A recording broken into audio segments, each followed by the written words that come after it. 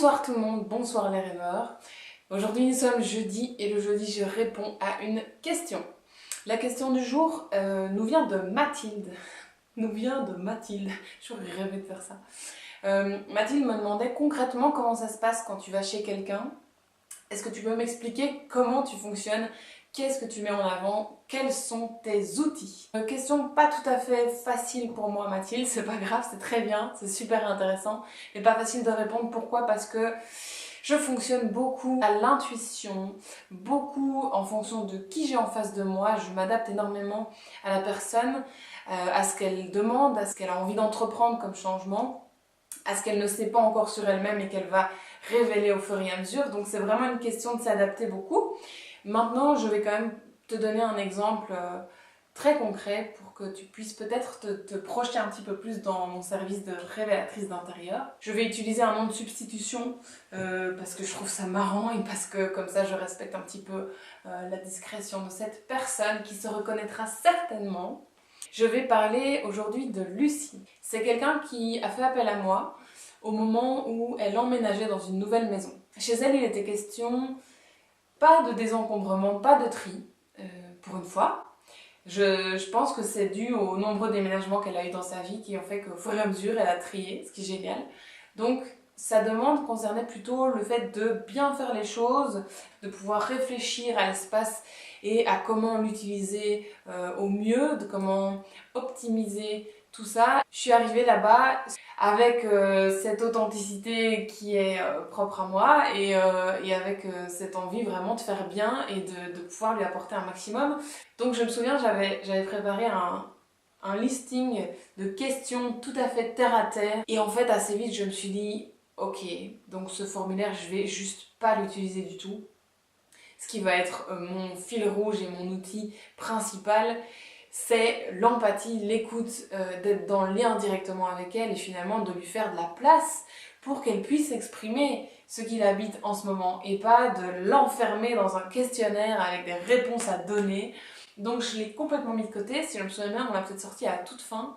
Et donc la première étape chez Lucie, qui s'avère être finalement la première étape qui est quand même indispensable dans n'importe quelle mission de révélatrice d'intérieur, c'est de créer du lien, évidemment. C'est de découvrir qui est Lucie. Ça a été vraiment de par des questions ouvertes, de par des reformulations, de par cette posture de coach, de pouvoir l'amener à répondre à des questions qui étaient les siennes, à me présenter son habitation, à m'expliquer pourquoi elle avait choisi cette maison, qu'est-ce qui lui avait parlé au moment de faire ce choix, qu'est-ce qu'elle avait envie d'entreprendre dans cette maison, comment elle voyait l'avenir dans ces espaces et ce qu'elle avait envie de ressentir au quotidien dans ces pièces. On a eu un bel échange qui a été vraiment le terreau de ce qui est né après dans cette évolution de révélation de son habitation.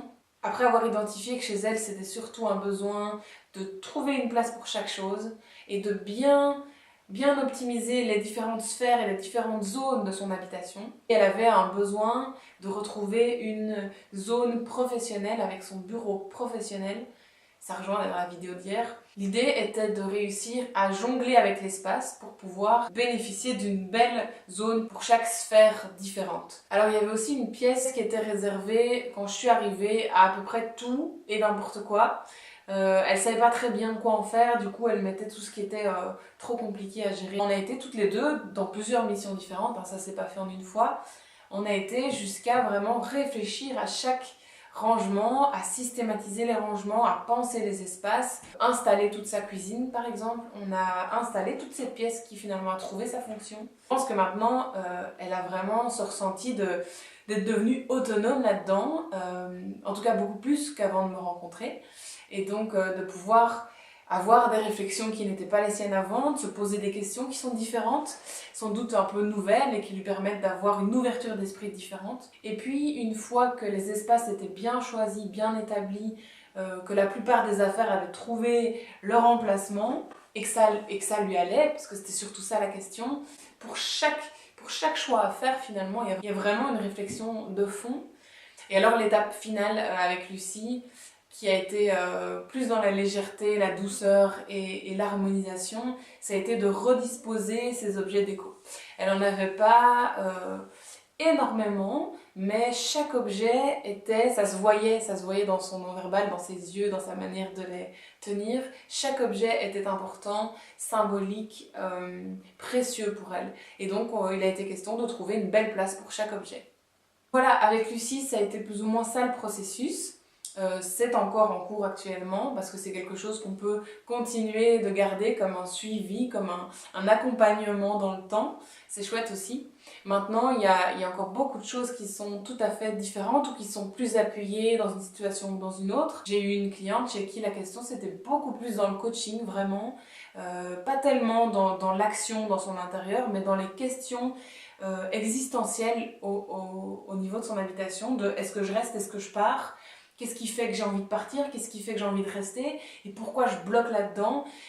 Donc ça, il y a vraiment eu une séance de coaching où elle m'a exposé qui elle était, son parcours, ce qui était important pour elle. Et je pense que ça lui a permis d'identifier vraiment les raisons qui faisaient qu'elle bloquait. Donc ça a été le début d'un déclenchement dans cette réflexion-là. Et puis bien sûr, il y a des missions qui seront beaucoup plus feng shui dans l'avenir, en sachant que pour moi, on ne peut pas commencer à mettre des choses en place au niveau du feng shui sans avoir désencombré. Donc il y a toujours quand même des choses qui sont assez liées dans le processus, si tu veux, de la révélation d'intérieur. Mais ça dépend encore une fois vraiment de la personne. Le dernier projet en date qui est en cours pour le moment, c'est d'accompagner une très très belle personne à réfléchir les choix au niveau du mobilier et de l'harmonie générale dans un centre de bien-être.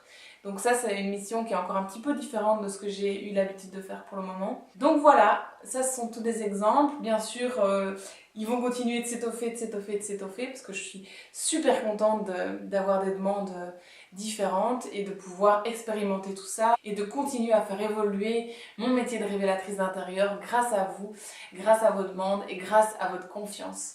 Donc Mathilde, je t'embrasse, tout le reste des gens aussi, je vous dis à demain pour une prochaine vidéo. Ciao ciao.